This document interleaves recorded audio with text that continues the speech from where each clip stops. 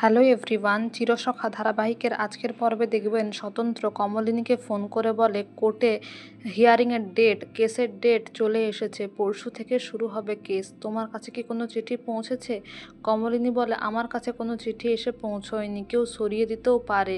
স্বতন্ত্র বলে আমার কাছে একটা কপি এসেছে, তুমি কালকে আমার কাছ থেকে নিয়ে যেও। নার্ভাস হবে না, তোমার জীবনে যা কিছু ঘটেছে তুমি সেই সবটাই বলবে। তারপর স্বতন্ত্রকে কমলিনী বলে যে আমার কোর্টের কেসের টাকা, লয়ারের টাকা, এই সব কিছুটা কাকামুনি দিচ্ছে বলে তাই কিন্তু আমার খুব খারাপ লাগছে। যদি টাকাটা আমি নিজে থেকে খরচা করতে পারতাম খুব ভালো হতো। ভাবছি কিছু গয়না না হয় বিক্রি করে টাকাটা দেব। কমলিনীর মুখে এইসব কথা শুনে স্বতন্ত্র বলে আমার তো বয়স হচ্ছে, আমার তো আর কেউ নেই। যা কিছু ভালো মন্দ কাটা ছেঁড়া যা কিছু আছে সব আমার মৃত্যুর পরে তোমারই হবে।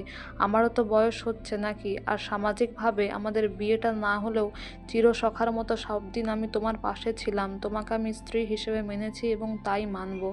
কমলিনী বলে স্বতন্ত্রকে তার নিজের খেয়াল রাখতে এবং এটাও জানায় কোনো মানুষ তার আপনজনের কাছ থেকে কিছু চেয়েও যখন পায় না তখন তার যতটা কষ্ট হয়, তার বিপরীতে থাকা সেই মানুষটি দিতে না পারার জন্য তারও বেশি কষ্ট হয়। এদিকে চন্দ্র বাড়ির সকলকে বলে কোর্টের হিয়ারিংয়ের ডেট চলে এসছে, এই হচ্ছে তার কপি, কিন্তু আমি লয়ার ঠিক করে নিয়েছি, আমাকে জাস্টিস পাওয়াবেই। সেখানে প্রমাণিত হয়ে যাবে আমার কিছুই মনে ছিল না, সোহিনী আমার স্ত্রী নয়।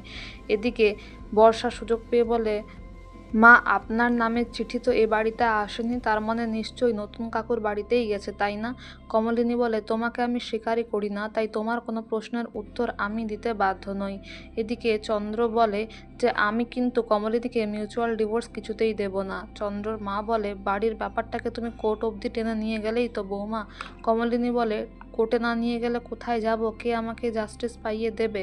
আর বর্ষাকে বলে তুমি তো সাধারণ নয় অসাধারণ মা, তাই তুমি সব জায়গায় এই বাচালগিরিটা করো না, তোমার কথার কেউ কোনো পাত্তা দিচ্ছে না। এদিকে চন্দ্রর বড় মাসি বলে কমলিনী, প্রথমে আমি তোমার প্রতি অসন্তুষ্ট ছিলাম ঠিকই, কিন্তু এই সব কিছু দেখে শুনে আমি এটাই বলবো যে তুমি জয়ী হও, তোমার লড়াইটা জয়ী হোক, এটাই আমার প্রার্থনা।